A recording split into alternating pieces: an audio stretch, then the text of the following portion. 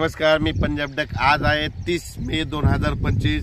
मी जात आहे धुळ्याकडे। हे पारोळा रोड आहे आणि या ठिकाणून म्हणजे हे जळगाव जिल्हा आणि धुळे जिल्ह्याच्या बॉर्डरवर आहे आणि या ठिकाणून आपल्या महाराष्ट्रातल्या शेतकऱ्याला अंदाज देणार आहे। तर पाहू शकता इकडल्या भागामध्ये कापूस लागवड झालेली, यांची 15 मेला लावलेले कापूस एवढाले, पण या ठिकाणून संपूर्ण महाराष्ट्रातल्या शेतकऱ्याला अंदाज देणार आहे। राज्यातल्या सर्व शेतकऱ्याला एक आनंदाची बातमी, इतका पाऊस पडला, मग आता उघडणार कधी?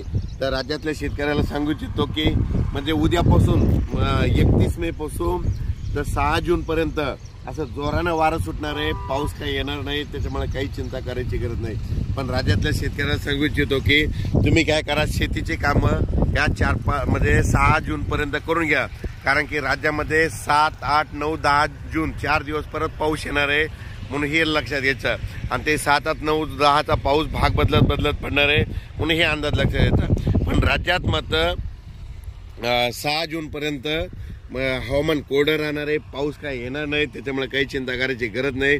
फक्त आजपासून बघा तुम्ही, आज जोरानं वारे सुटतील, वारे सुटल्याच्या नंतर काय होईल, उद्यापासून चांगलं कडक सूर्यदर्शन होणार आहे, म्हणून हा अंदाज लक्षात येतात। पण राज्यात काय झालं, इतका पाऊस पडला, आणखीन जवळपास 8, 10 दिवस वापसा होत नाही।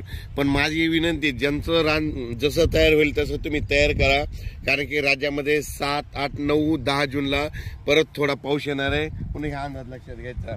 म्हणजे सांगायचं झालं तर पाऊस मध्ये राज्यात 7, 8 जूनचा पूर्व विदर्भ, पश्चिमी विदर्भ, दक्षिण महाराष्ट्र, उत्तर महाराष्ट्र, कोकणपट्टी, खानदेश, मराठवाडा या म्हणजे सगळ्या विभागामध्ये पडणार आहे। 7 जून ते 10 जूनच्या दरम्यान तो पाऊस असणार आहे, दररोज भाग बदलत पडणार आहे, म्हणून हा अंदाज लक्षात। पण 6 जून पर्यंत म्हणजे आज 30 मे पासून ते 6 जून पर्यंत हवामान कोरडं राहणार आहे, खूप काही मोठा पाऊस येणार नाही, त्याच्यामुळे काही चिंता करायची गरज नाही।